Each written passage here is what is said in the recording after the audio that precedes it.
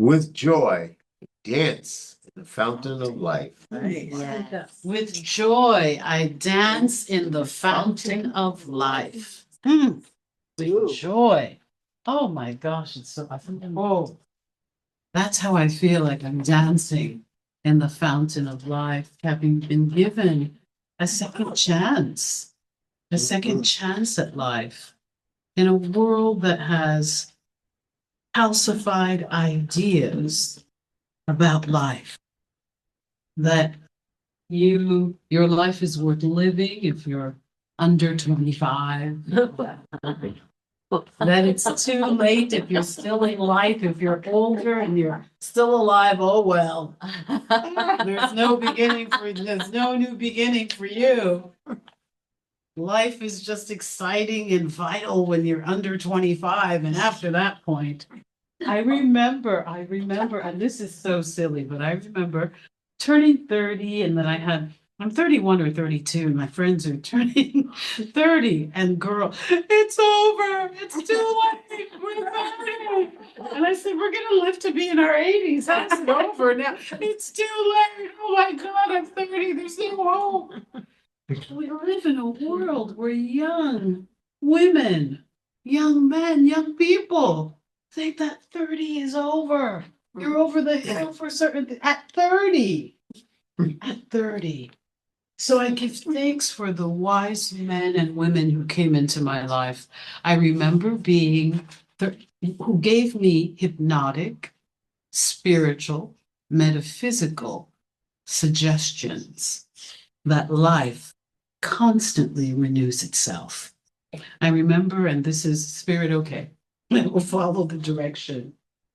I remember being on Newbury Street doing hair. I was a new hairstylist, and there was a beautiful woman in her 70s. She was one of the professors at Harvard Medical School.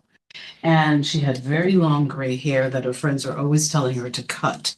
All of these beliefs, if you're over a certain age, you can't have long hair. I couldn't believe the things that I was hearing women, men, individuals saying to me about life, that there are limitations. You reach this point, you can't do this. So her friends were always telling her she needed to cut her hair.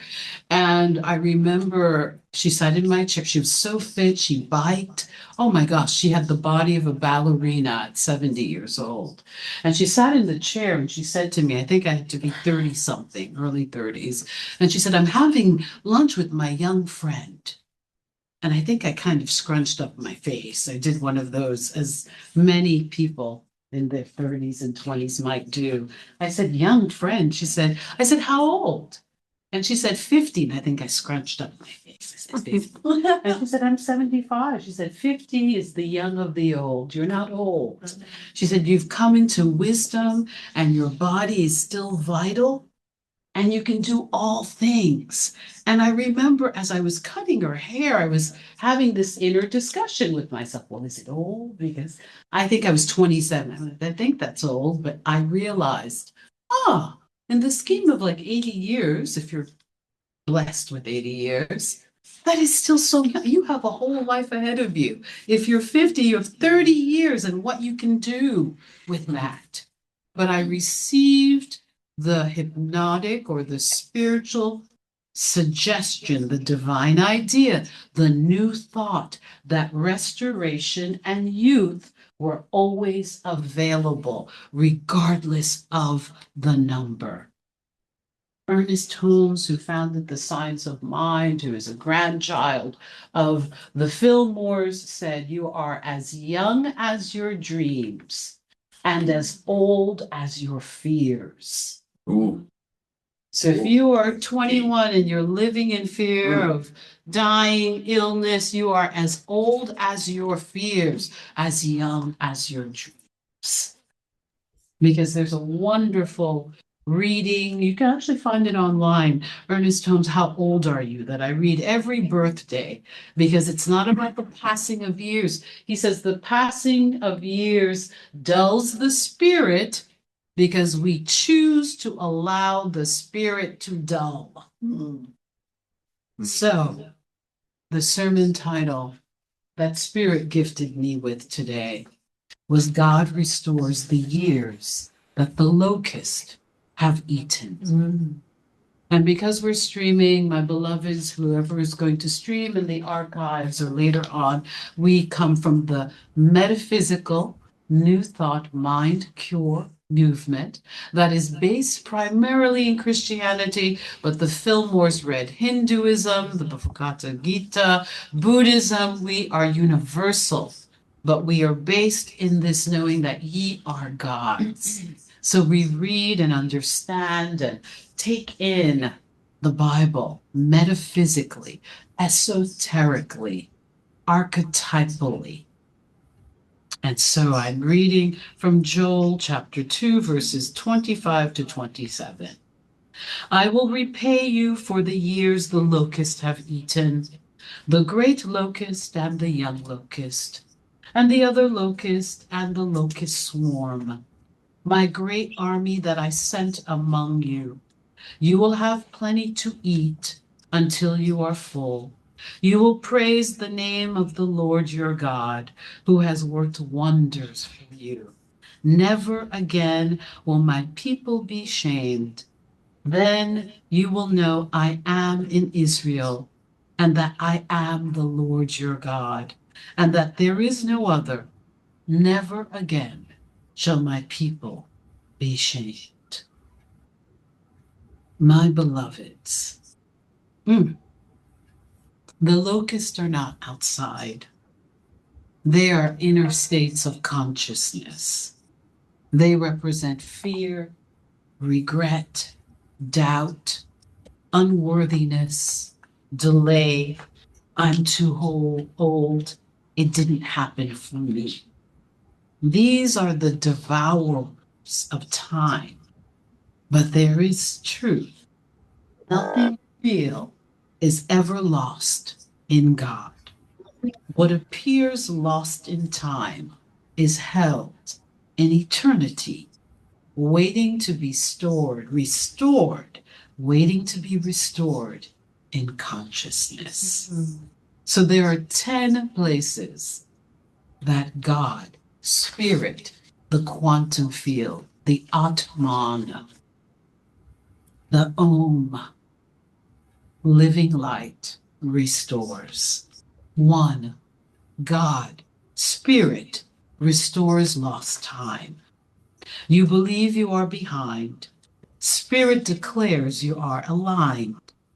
God, Spirit, collapses time. What should have taken decades can unfold in moments. You are not late. You are being positioned. 2.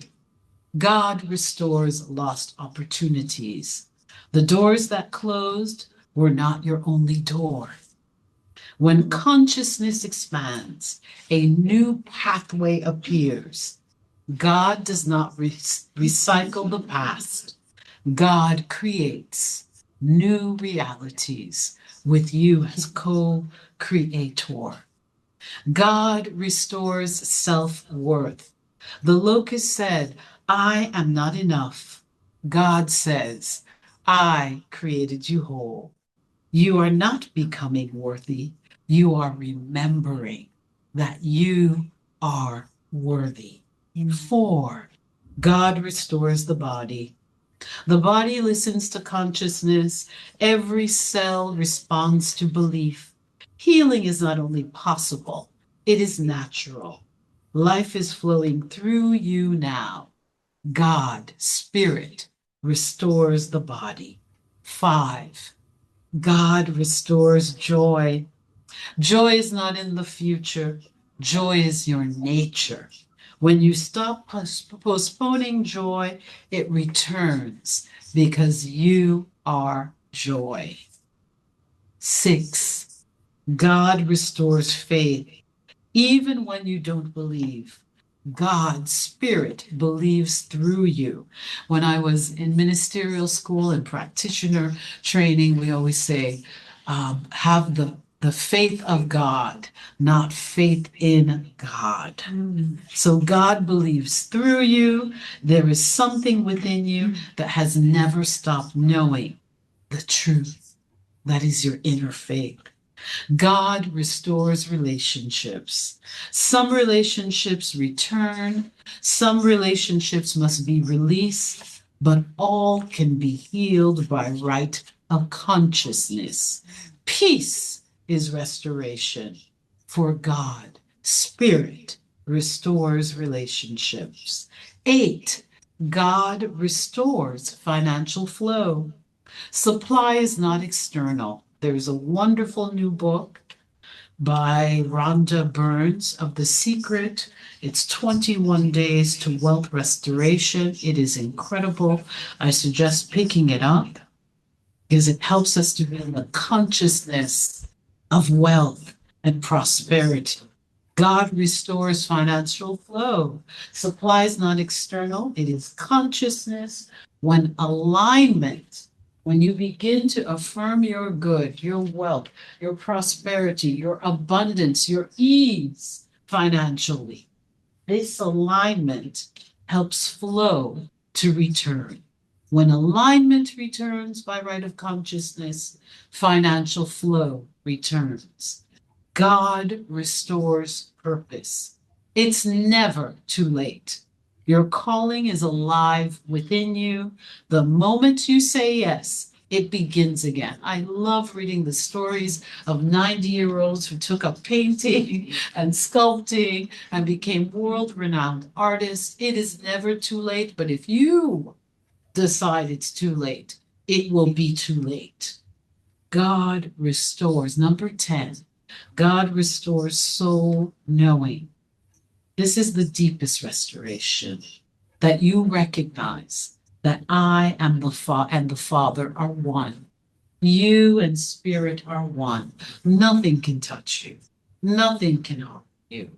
This is the deepest form of restoration, that you recognize that there is a power and presence within you that is never an absence and that the world can never touch it. You have the joy, the inner power that the world cannot give you and cannot take away. This is the deepest form of restoration. You recognize your oneness with Spirit. When this is restored, everything flows. So even if you don't believe, there will be moments you don't feel it, moments of doubt, moments when you're tired. But restoration is not based on past belief. It is a divine law. Even a small willingness opens the door. For God restores the years that the locusts have eaten. Nothing is lost in spirit. Nothing is lost in spirit. So speak these words after me, my beloveds. I am restored now. I am restored now. I am renewed now. I am renewed now. I am revitalized now. I am revitalized now. And I receive it. And I receive it. So it is. And so it is. So, my beloved, spring does not ask permission to bloom. Life rises because it must, and so do you.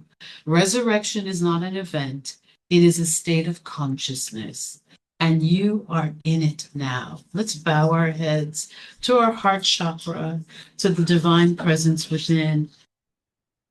In prayer, beloved presence, we release delay, we release regret, we release the belief in it's too late. We declare restoration in mind, in body, in relationships, in supply, and in purpose. We stand in the resurrection springtime consciousness now, and we know it is already done. And join me, beloveds, in saying, and so it is.